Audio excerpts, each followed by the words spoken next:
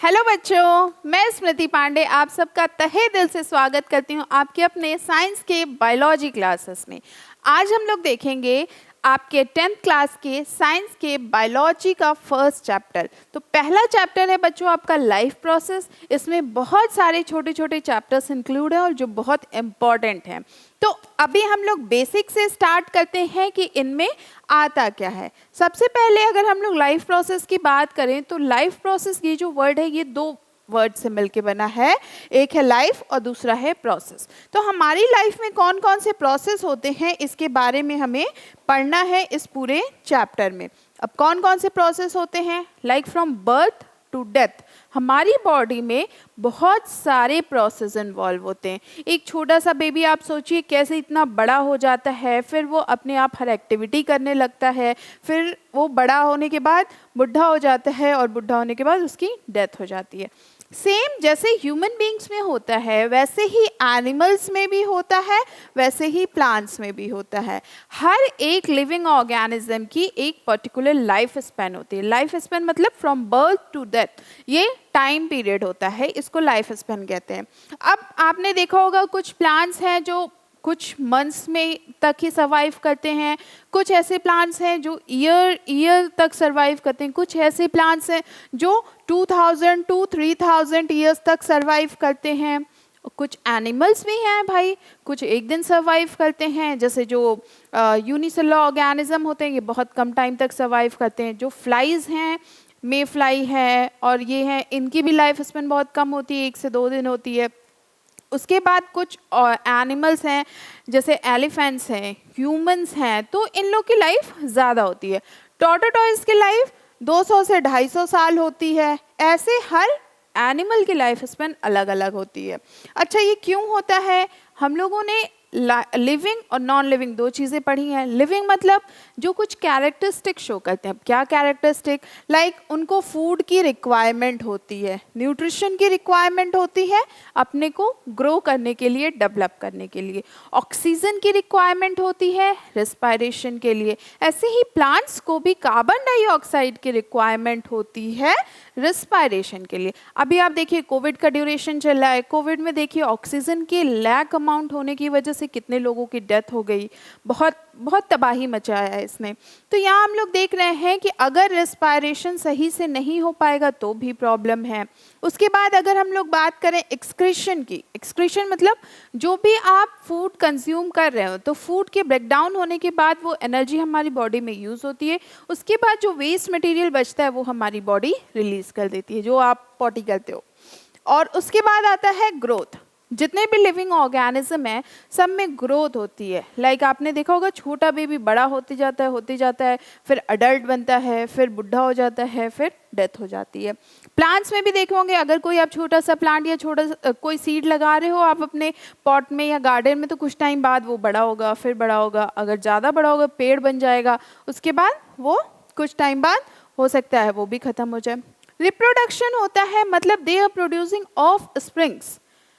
Of spring मतलब अपने जैसे ही स्पीशीज क्रिएट करना, पैदा करना, ये होता है रिप्रोडक्शन। अच्छा, आपने कभी सुना है ये सारे कैरेक्टरिस्टिक्स आपको नॉन लिविंग में दिखाई पड़ते हैं? कभी देखा है आपके घर में कोई सामान आया, लाइक वॉशिंग मशीन, टीवी, कुछ भी आया और वो धीरे धीरे टाइम के साथ बढ़ रहा है, साइज बढ़ रही है? ऐसा नहीं होता ना। तो वो नॉन लिविंग थिंग्स के कैरेक्टरिस्टिक्स हैं और लिविंग थिंग्स के अलग हैं। नॉन लिविंग थिंग और लिविंग थिंग में यही डिफरेंस है कि लिविंग थिंग ये सारे कैरेक्टर्स शो करते हैं और नॉन लिविंग थिंग ये सारे कैरेक्टर्स नहीं शो करते हैं। अब आप कहेंगे कि मान लीजिए आपने फ़ोन खरीदा, तो क्या आप देखेंगे फ़ोन आपका टाइम के साथ बढ़ रहा है? या आपने लैपटॉप खरीदा या कोई भी चीज़ खरीदा तो वो आपका उसमें ग्रोथ हो रही है? नहीं होती ना। तो क्योंकि वो लिविंग बीइंग नहीं है, उसको ऐसी रिक्वायरमेंट्स नहीं है। तो बच्चों ये समझ में आया आपको कि जितने भी लिविंग बीइंग हैं वो उनमें कुछ एक्टिविटीज़ होती हैं, सर्टेन कैरेक्टर शो करते हैं वो, और वो ये सारे कैरेक्टर हैं। Now see, these activity are characteristics of living organism and through such activity they maintain their life. These maintenance function living organism are known as life process. अब ये सारे प्रोसेस जो हैं ये लिविंग ऑर्गेनिजम्स मेंटेन करते हैं कि अगर कोई फूड ना खाए, कोई अगर फूड कंज्यूम ना करे, तो क्या उसमें कुछ ऐसा होगा जिसकी वजह से वो लिविंग नहीं रह पाएगा?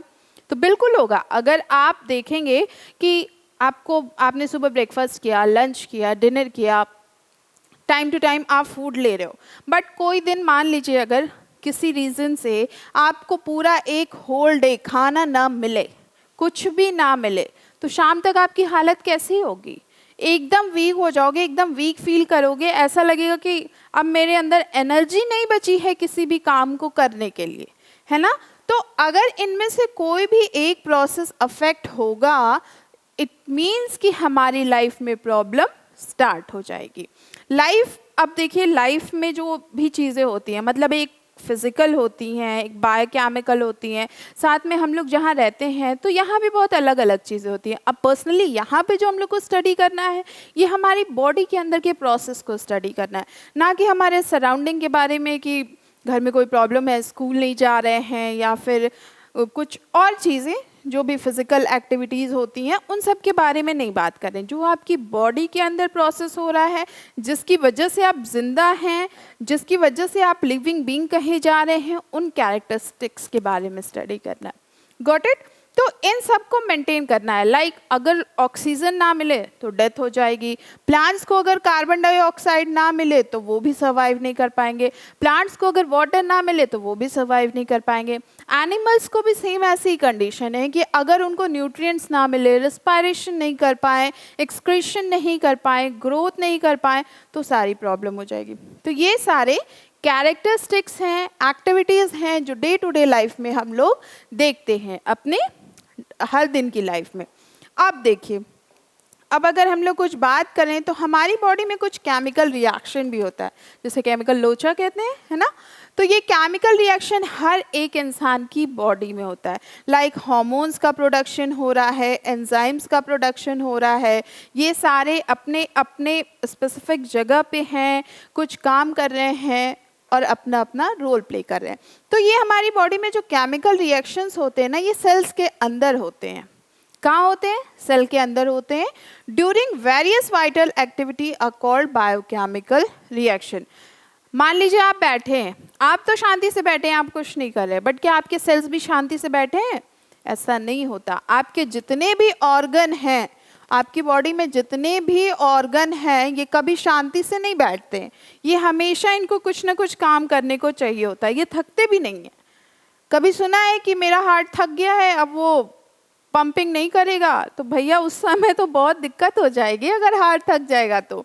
ऐसे ही अगर खाना खाने से अगर हम लोग फूड खा रहे हैं और पेट थक जाए, डाइजेस्ट ना कर पाए, तो भी दिक्कत हो जाएगी। तो हमारी बॉडी के जो इंटरनल ऑर्गन्स होते हैं ना, ये इतने मजबूत होते हैं, इतने रिजिड होते हैं कि ये थकते ही नहीं है। थकना इनके डिक्शनरी में होता ही नहीं है।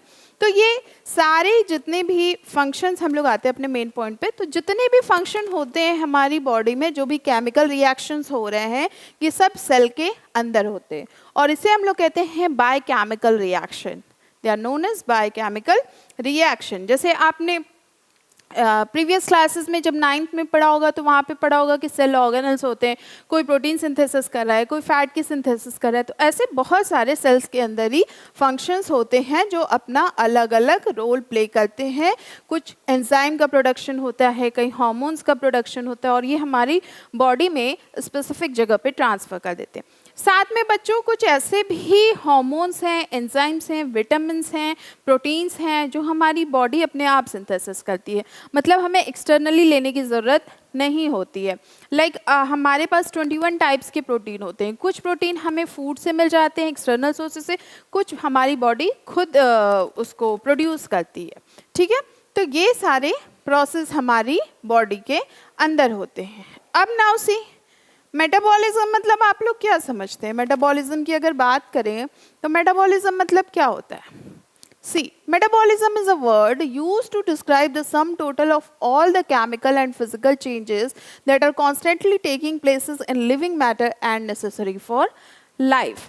मेटाबॉलिज्म एक ऐसा वर्ड है जो डिस्क्राइब करता है sum total of all the chemical and physical activity. जितने भी आपकी बॉडी में फिजिकल, केमिकल एक्टिविटी होती है, उन सबको कंबाइन करके कॉन्स्टेंटली ये होता रहता है किसी भी लिविंग मैटर में। मतलब जैसे आपने फूड खाया, ठीक है, तो फूड खाने के बाद क्या होगा? फूड खाने के बाद ये कन्वर्ट होता है एनर्जी में।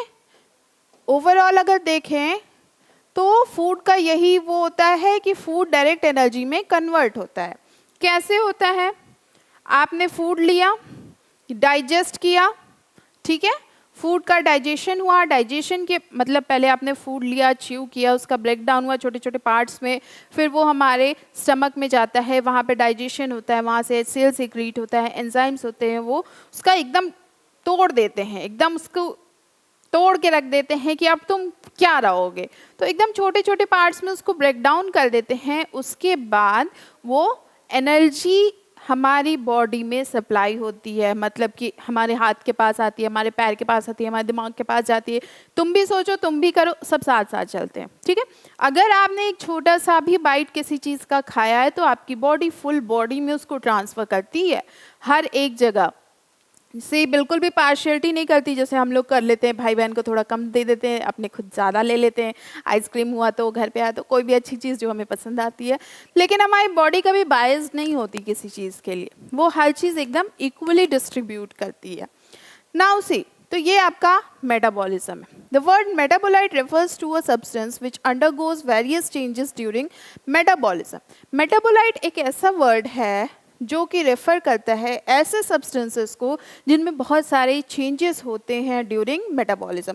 अब मेटाबॉलिज्म के टाइम में आप सोचिए कितने सारे चेंजेस होंगे भाई। जब आपने एक मान लीजिए एप्पल खाया, तो एप्पल खाने के बाद सलाइवा के साथ मिक्स हुआ, फिर वो आपके फूड पाइप के थ्रू आपके स्टमक में जा रहा है, वहाँ पे एसिड के साथ मिक्स हो रहा है, फिर इंटेस्टाइन में जा रहा है, ऐसे ऐसे बहुत सारे प्रोसेस हैं, है ना।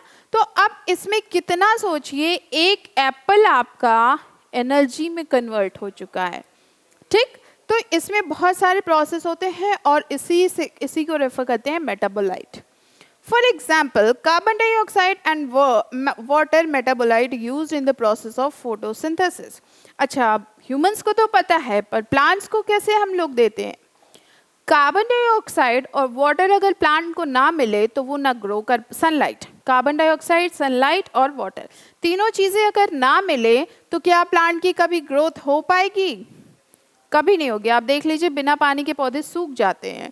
उसके बाद कार्बन डाइऑक्साइड, तो जब वो रिस्पायरेशन ही नहीं कर पाएगा तो ग्रोथ ही नहीं कर पाएगा। दूसरी चीज़ क्या है यहाँ पे? कार्बन डाइऑक्साइड हो गया, वाटर हो गया, ये सारे रिक्वायरमेंट है फोटोसिंथेसिस के लिए। अच्छा, सनलाइट भी है। सनलाइट कैसे भैया? जब उसको सनलाइट ही नहीं मिलेगी तो वो पूरी तरह से फोटोसिंथेसिस ही नहीं कर पाएगा।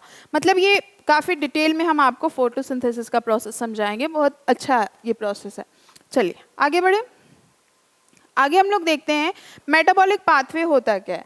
जो मेटाबॉलिक पाथवे होता है बच्चों, ये दो पार्ट में डिवाइड है, anabolic pathway and catabolic pathway. Catabolic pathway क्या होता है? ये एक बायोसिंथेसिस पाथवे है जिसमें कि ऑर्गेनिक कंपाउंड जो होते हैं या जो वर्ड्स होते हैं, complex substances are synthesized from simpler ones, example photosynthesis. अब यहाँ देखिए, ये सिंपल है, स्मॉल मॉलिक्यूल्स हैं, ये एनर्जी है, ये दोनों मिलके क्या करेंगे? एक कॉम्प्लेक्स मॉलिक्यूल को बना लेंगे। जैसा कि प्लांट्स के केसेस में हम लोग देखते हैं, वाटर मिला, सनलाइट मिला, कार्बन डाइऑक्साइड मिला और पूरा मिलके ये हमारा क्या बन गया? एप्पल बन गया, कोई फ्रूट बन गया, ठीक है। तो ये तो कॉम्प्लेक्स हो गया। अब ये एनाबॉलिक प्रोसेस है। कैटाबॉलिक प्रोसेस की बात करें तो ये हमारी बॉडी में होता है। जैसे आपने कोई भी एप्पल खाया, एप्पल खाने के बाद ये इसका ब्रेक डाउन कर देगा स्मॉलर मॉलिक्यूल्स में और फिर उसको मतलब एकदम छोटे छोटे छोटे छोटे टुकड़ों में तोड़ देता है, टूट जाओ जितना तोड़ सकता है।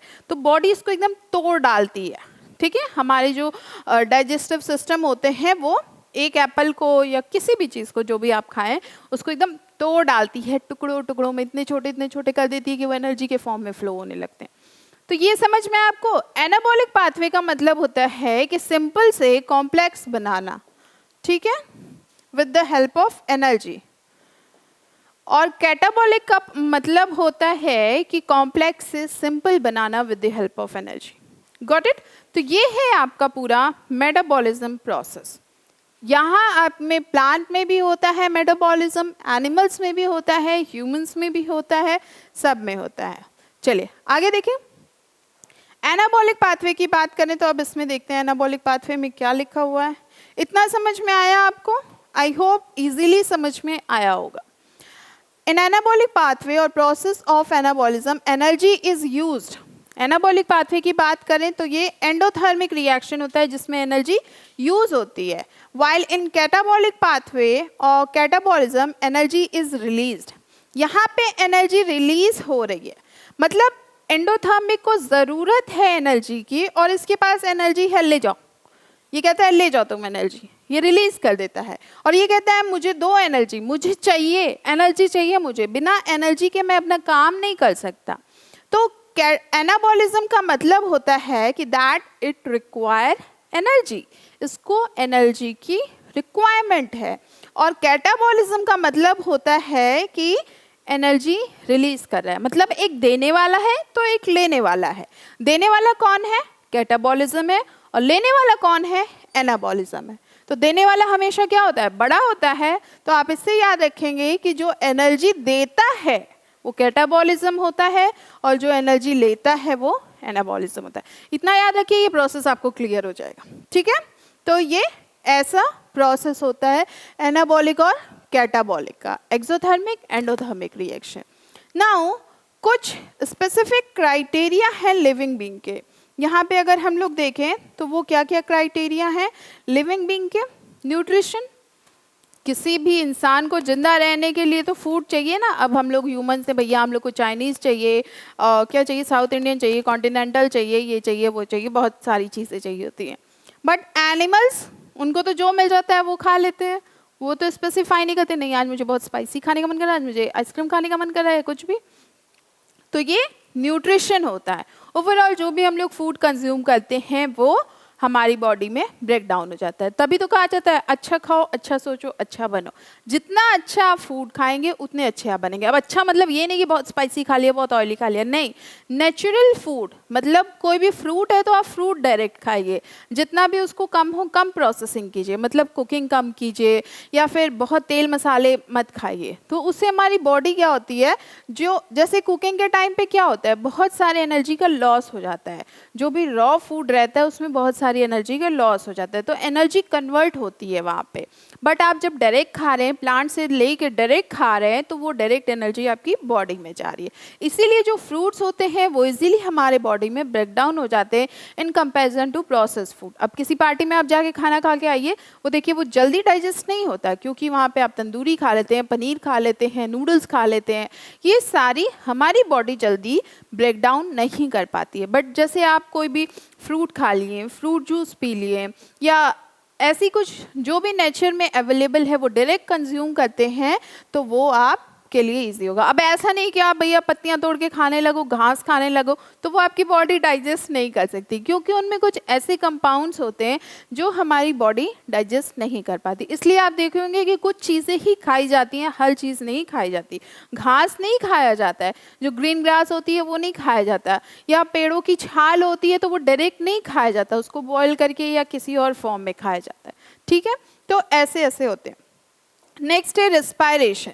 इसमें क्या होता है, the process that involve breakdown of respiratory substance through oxidation and release of usable energy. Respiration में हम लोग क्या करते हैं, ऑक्सीजन लेते हैं, कार्बन डाइऑक्साइड छोड़ते हैं, इनहेल एक्सेल करते हैं, तो ये हमारी बॉडी में ऑक्सीजन जा रहा है और वो ऑक्सीजन हमारे हर एक ऑर्गन में जा रहा है। इसके बाद है ट्रांसपोर्ट। अब आपने फूड खाया या ऑक्सीजन कंज्यूम किया या पानी पिया या कुछ भी किया, तो ये आपकी बॉडी में ट्रांसपोर्ट होता है, हर एक जगह पे ट्रांसपोर्ट होता है। जैसे अभी वैक्सीन आ रही है कोविड की, तो अब ये वैक्सीन जब ट्रांसपोर्ट हो रही है, कहीं एक कंपनी में प्रोडक्शन हो रहा है, इसके बाद हर एक स्टेट, हर एक गांव में इसको ट्रांसपोर्ट किया जा रहा है कि सबको लगाया जाए, ताकि हर एक इंसान बच सके।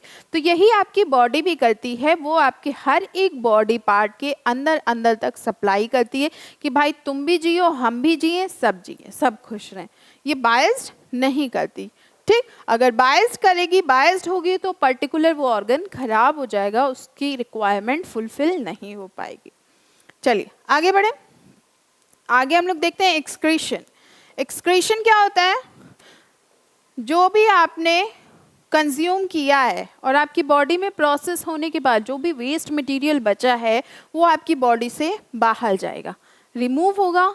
जो पॉटी करते हैं मॉर्निंग में तो ये एक्सक्रीशन होता है। यूरिन सिक्रीट करते हैं या बॉडी करते हैं तो ये सारा एक्सक्रीट होता है हमारी बॉडी से। Next is control and coordination. तो अब कंट्रोल कोऑर्डिनेशन का मतलब क्या समझे? आप कोई गर्म चीज़ टच करेंगे जल्दी?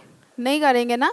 कोई अगर ले भी जाएगा कि छू दो तब भी आप नहीं करेंगे, बचने की कोशिश करें। तो ये आपकी बॉडी क्या करती है? कंट्रोल करती है, आपको कोऑर्डिनेट करती है। या किसी भी चीज़ के लिए, लाइक मान लीजिए आपके गेट पे किसी ने रिंग किया तो आपके दिमाग को मैसेज जाएगा, तो आपका पैर कैसे भागता है? दिमाग को मैसेज गया, सिग्नल गया कि मुझे कानों से सुनाई पड़ा, फिर मेरे दिमाग में आया कि मुझे जाके गेट खोलना चाहिए, तो आपकी पूरी बॉडी कोऑर्डिनेट करती है आपको गेट तक ले जाने में ताकि आप डोर ओपन करो। ठीक है, अब फूड रखा है, खाना है, स्मेल आ रही है, अब आपको तो मन कर रहा है खाने का, सुगंध भी बहुत अच्छी आ रही है, तो अब आपको तो कोई कह नहीं रहा है खाओ, सामने रखा हुआ है, तो आप क्या करोगे? धीरे धीरे उसको खाना शुरू करोगे। कैसे करोगे? स्मेल आई, दिमाग तक गई, फिर लगा कि खाने वाली चीज़ है, उसने बॉडी को सिग्नल भेजा कि अब इसको कंज्यूम करो, तो आपका हैंड आगे बढ़ता है, फिर वो माउथ तक जाता है, फिर वो हमारे अंदर जाता है, फिर हमारी बॉडी डाइजेस्ट करती है। तो ये सारा एक कोऑर्डिनेशन होता है। कोऑर्डिनेशन मतलब हर चीज़ को साथ में लेके चलना। तो आपकी बॉडी हर चीज़ को साथ में लेके चलती है, कोऑर्डिनेट करती है। Growth and development. ग्रोथ भी इम्पॉर्टेंट है भाई। अब ग्रोथ नहीं होगी तो क्या होगा? ग्रोथ और डेवलपमेंट बेटा दो टर्म है, ग्रोथ और डेवलपमेंट। ग्रोथ फिजिकल होता है, डेवलपमेंट मेंटल होता है। लाइक आपने सुना होगा जिन लोगों को थोड़ी मेंटल प्रॉब्लम होती है तो कहते हैं इनका डेवलपमेंट नहीं हुआ, मेंटल प्रॉब्लम है, मेंटल डेवलपमेंट नहीं हुआ है। वो इसलिए क्योंकि उनके दिमाग का विकास नहीं हुआ रहता है। और ग्रोथ, हाइट बढ़ जाती है, वेट बढ़ जाता है, बड़े हो जाते हैं, पर दिमाग वहीं का वहीं रहता है। तो ग्रोथ एंड डेवलपमेंट भी बहुत इम्पॉर्टेंट है और ये भी ह्यूमन बीइंग्स, एनिमल्स, प्लांट्स में सब में होता रहता है। ठीक है, इसमें साइज बढ़ती है। ग्रोथ मतलब क्या होता है? पूरा फिजिकल, मतलब आपका साइज बढ़ेगा, वेट बढ़ेगा, हाइट बढ़ेगा, सब बढ़ेगा। उसके बाद आता है डेवलपमेंट। जैसे आप जो एक्टिविटी 5th क्लास में करते थे वो क्या आप 10th क्लास में कर रहे हो? नहीं करते होगे ना, थोड़े समझदार बन जाओगे। ऐसे ही जब थोड़े और बड़े होगे तो और समझदार बन जाओगे। जैसे जैसे अडल्ट होते जाओगे वैसे वैसे समझदार बनते जाओगे। तो ये होता है आपका growth and development. Now movement and locomotion. अब कहीं भी घूम रहे हैं, किसी भी रूम में जा रहे हैं, किसी के भी बिल्डिंग में जा रहे हैं, किसी स्ट्रीट में जा रहे हैं, किसी और शहर में जा रहे हैं, क्या हो रहा है? मूवमेंट हो रहा है, लोकोमोशन हो रहा है। तो ये भी लिविंग बीइंग कैरेक्टर शो करते हैं। तो ये सारे आपके लाइफ प्रोसेस होते हैं। अच्छा, ये डायग्राम देखिए, यहाँ पे आपको ज़्यादा क्लियर हो जाएगा इस डायग्राम में। यहाँ पे क्या क्या है? एक मिनट, हाँ ये आ गया। तो लाइफ प्रोसेस में पहले न्यूट्रिशन, भैया सबसे पसंदीदा चीज़ खाना, खाना तो चाहिए ही। दूसरा है ट्रांसपोर्टेशन। अब भाई इसको ट्रांसपोर्ट करना है ना, आपको तो एक जगह नहीं है कि हाँ पेट में रख लो बहुत दिन तक रहेगा, पूरी बॉडी को भेजना है उसको। रिस्पायरेशन, सांस भी लेनी है, सांस नहीं लेंगे तो जाने दो। एक्सक्रीशन, फिर बॉडी में जो भी गया है उसको निकालना भी है क्योंकि बहुत सारा कचरा इकट्ठा हो जाएगा, तो करेंगे क्या उसका? रिप्रोडक्शन, अपने जैसी एक स्पीशीज को क्रिएट करना, ऑफ स्प्रिंग्स। मेटाबॉलिज्म, एनर्जी का ब्रेक डाउन करना, एनर्जी को रिलीज करना, हर एक जगह सर्कुलेट करना। तो ये अलग अलग प्रोसेस हैं जो आपकी बॉडी में होते रहते हैं और हर एक लिविंग बीइंग को बॉडी में होते रहते हैं, ये सब करना पड़ता है। ठीक है, अब नाउ सी, देखिए यहाँ पे कुछ आपको डायग्राम दिख रहे हैं। एक्सक्रीशन का दिख रहा है, प्लांट की ग्रोथ का दिख रहा है, मूवमेंट एंड लोकोमोशन का दिख रहा है। ये स्नेक मूवमेंट एंड लोकोमोशन हो रहा है और यहाँ मेटाबॉलिज्म हो रहा है। इसने क्या किया? पानी पी लिया, किसी ने पानी पी लिया या कोई भी मान लीजिए शेक पी लिया, प्रोटीन पी लिया। इसके बाद ये हमारे माइंड के थ्रू, सबसे पहले ग्लास आती है, मान लीजिए कोई आप बहुत थक के आ रहे हो, आप जॉगिंग करके आ रहे हो, तो आपको क्या चाहिए? मुझे पानी मिल जाए। तो आपके दिमाग के पास सिग्नल जाएगा कि मुझे पानी पीना चाहिए, तो आप क्या करोगे, अपना ग्लास लोगे, पानी लोगे, पियोगे। तो ये आपके माइंड में गया कि मुझे पीना चाहिए। अब आप ढूंढोगे ग्लास कहाँ है, तो वो आइस से करोगे, फिर ग्लास मिलेगी, ग्लास को पकड़ोगे किससे, हाथ से पकड़ोगे। उसके बाद अब ये ड्रिंक करोगे, ड्रिंक करने के बाद ये आपकी बॉडी में जाएगा, डाइजेस्ट होगा, उसके बाद बॉडी के हर पार्ट में चला जाएगा। तो ये है आपका मूवमेंट है, ट्रांसपोर्टेशन है, बॉडी के अंदर ये मूवमेंट है, ट्रांसपोर्टेशन ओवरऑल कहें तो हमारी बॉडी में ये होता है। तो बच्चों ये है लाइफ प्रोसेस की एक summary. Now see, the basic function performed by living organism to sustain themselves are called life process. कोई भी बेसिक फंक्शन जो एक लिविंग बीइंग अपने आप को सस्टेन रखने के लिए करता है उसे कहते हैं लाइफ प्रोसेस। ठीक, आप अपने आप को जिंदा रखने के लिए क्या करोगे, खाओगे, पियोगे और क्या करोगे, अपने जो भी कैरेक्टरिस्टिक्स हैं, जैसे कि जो आपके लिए रिक्वायरमेंट है, मतलब पढ़ना रिक्वायरमेंट है या घूमना रिक्वायरमेंट है, जो भी बेसिक रिक्वायरमेंट्स हैं उनको फुलफिल करना किसी भी लिविंग बीइंग के लिए। अब उसमें ऐसा नहीं है कि मौज मस्ती करना, वो अलग चीज़ है, वो आपकी फिजिकल एक्टिविटी है, उसको अलग चीज़ है। हम बॉडी के अंदर की बात कर रहे हैं यहाँ पे। ठीक, तो किसी भी लिविंग ऑर्गेनिज्म को सस्टेन रखने के लिए, अपने आप को सस्टेन रखने के लिए जो भी प्रोसेस वो करते हैं, that is known as living being, और and the process is known as life process. ठीक, चलिए इतना था आपके आज के क्लास में। फर्दर हम लोग नेक्स्ट क्लासेस में डिटेल्ड में समझेंगे कि ये सारे प्रोसेस बॉडी के किस ऑर्गन के थ्रू होते हैं, कैसे कैसे होते हैं। चलिए आप बने रहिए हमारे साथ, अपने व्यूज़, अपने जो भी फीडबैक है वो हमें ज़रूर दीजिए। कोई प्रॉब्लम हो आप डेफिनेटली पूछें। फिर मिलेंगे हम लोग नेक्स्ट क्लास में। Bye bye.